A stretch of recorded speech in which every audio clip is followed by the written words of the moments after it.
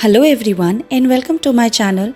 In Busan, a young girl named Hanyul works so hard that she times her breaks and studies for 17 hours a day. Diligent Hanyul is the pride and joy of her mother.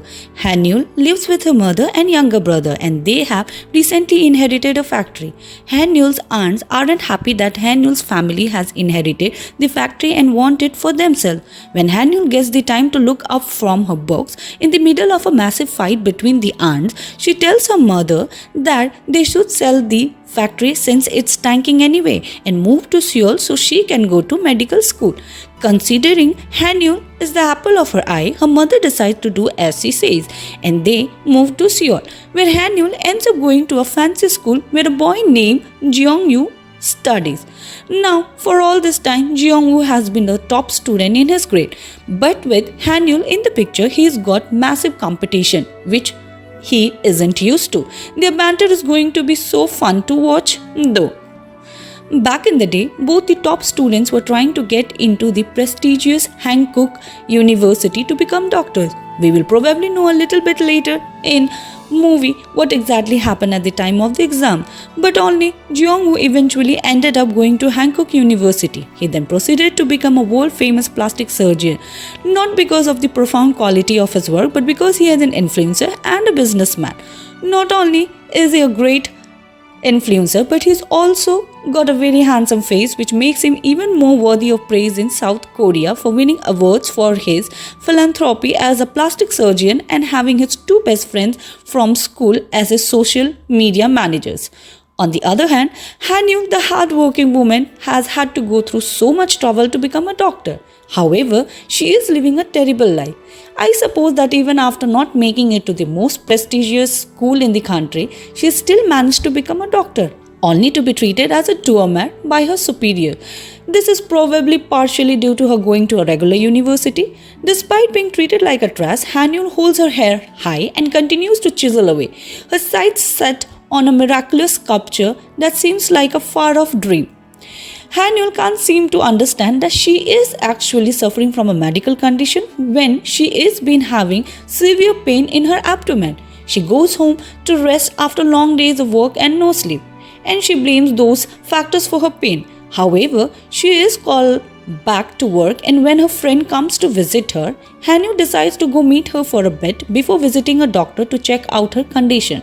Unfortunately, after this much time, the pain has worsened and she falls to her knees in the middle of the road. She sees a truck fast approaching her and ends up fainting from the stress of it all. The truck swivels at the last minute and a friend who also happens to be a doctor immediately rushes her to the hospital. Hanyul learns that she has to have her gallbladder removed, and it's not a big deal. However, something's wrong mentally. Hanyul describes the moment the truck is arriving at her as the 3 minutes that ruined her life.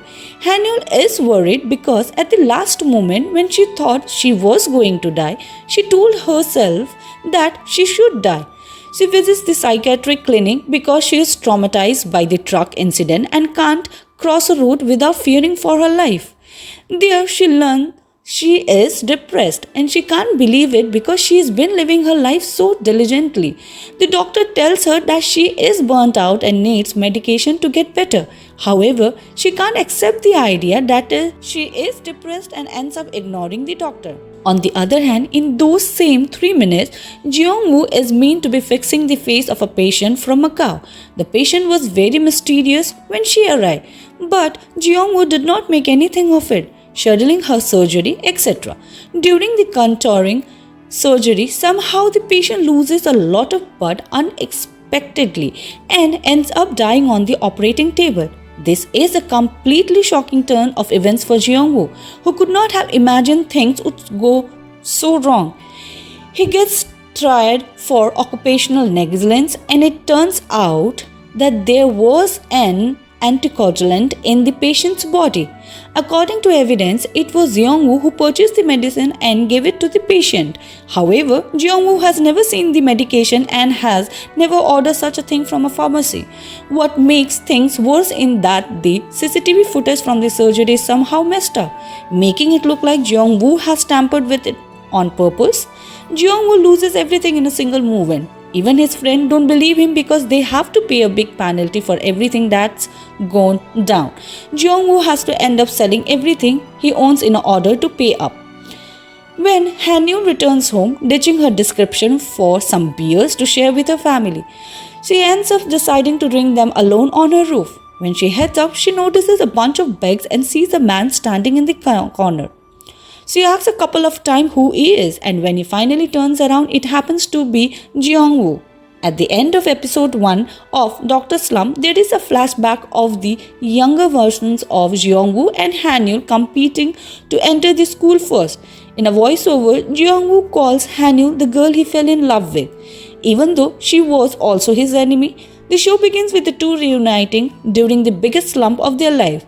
How will their reunion progress? We will learn in the next episode of Dr. Slump. Till then, take care and bye-bye.